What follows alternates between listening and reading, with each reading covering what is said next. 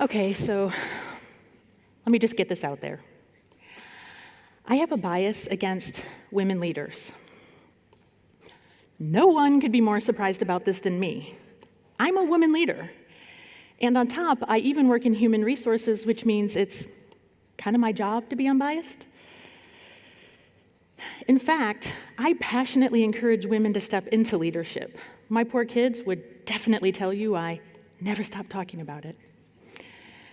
But in spite of my strong belief that women make great leaders, I've realized I don't always act like it. Not long ago, within the same week, 2 members of my team asked me to take a look at their compensation. My first reaction to the man's request was something like, yeah, I'll look into it. My first reaction to the woman's request was something like, I'm pretty sure you're good. A day or so later, I'm sitting at my desk, hard at work, and I somehow connected what, up until then, I'd seen as 2 separate events. I'd had 2 very different reactions to basically the same request, and I thought, what's up with that?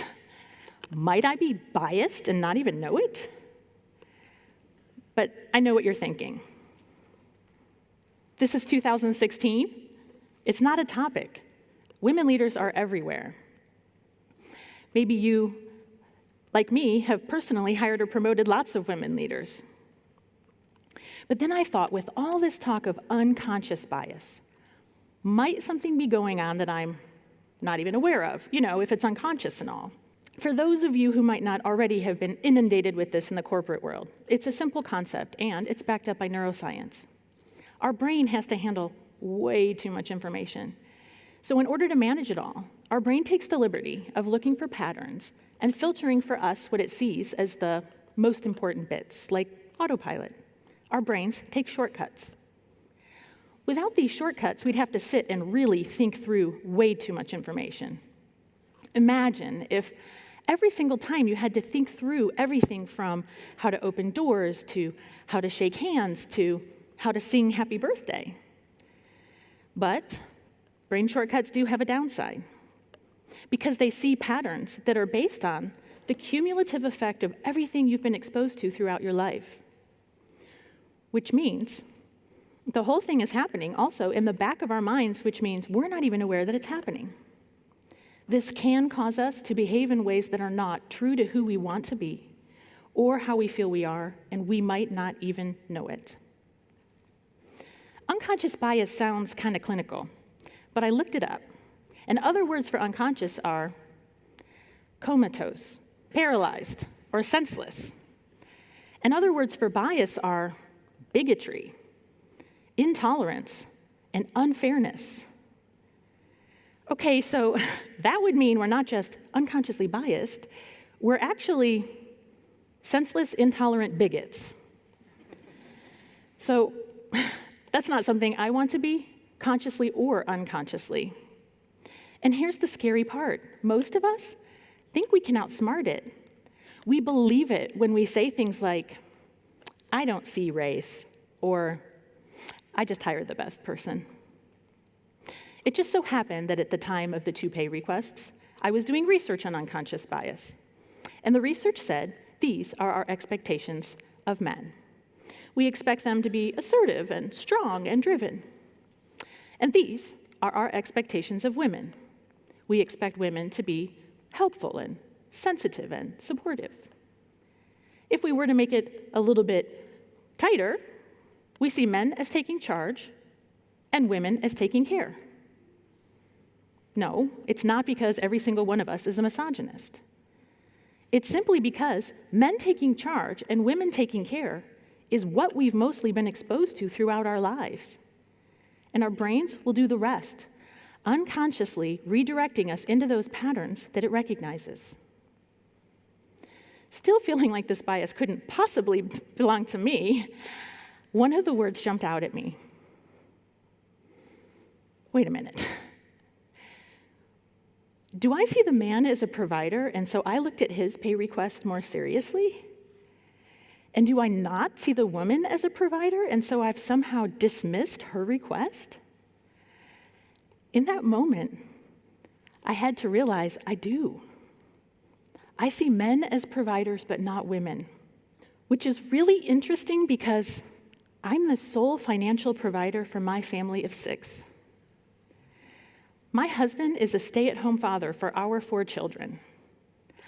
I take charge, and he takes care. I'm the last person I could imagine who could ever have a bias against women leaders, and yet I had to realize I have a bias against women leaders. I have a bias against myself. And if you're thinking, wow, bad on her, unfortunately, I'm not the only one with this bias. The research shows that we all have a bias against women leaders. We just don't know it. I had both a man and a woman ask me for a raise at the same time, so I was confronted with my different reactions real time. And I could notice it when I was accidentally treating people differently. Luckily, that happened, and I realized in time, but how many times have I not caught myself? How many times have you not caught yourself? So what's the antidote to being a senseless, intolerant bigot toward women leaders or anyone else? It's a big stretch to imagine that we'll always have the opportunity to cross-check our reactions with 2 different people in real life. But I've realized we don't need to. We can do this comparison mentally, and it's just as eye-opening. Just mentally flip whoever you're dealing with for someone else to test yourself. Like here. I made a slight change to this slide. I flipped the photos. Does anything on this slide feel weird?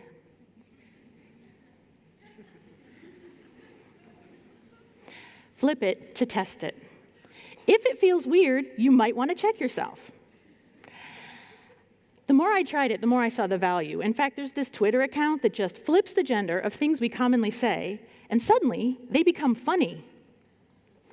Being called a policewoman doesn't bother me at all because I know it covers both women and men. Andrew, policewoman, age 40. Or let's take my hometown baseball team of the Cleveland Indians. Flip it to test it. How would you feel to be up in the stands cheering for the Cleveland Caucasians? Now, maybe you're thinking, this doesn't happen to me. And maybe you're right. Maybe you are a superhuman person who manages to intercept those brain shortcuts at exactly the right moment to ensure you're behaving bias-free and consistently with your values and beliefs in all of your actions. It could very well be. But what have you got to lose to double-check yourself? If we all started to flip it to test it, we might just be surprised at how often we would choose to behave differently. Because what if you're missing an opportunity to see the world differently? Thank you.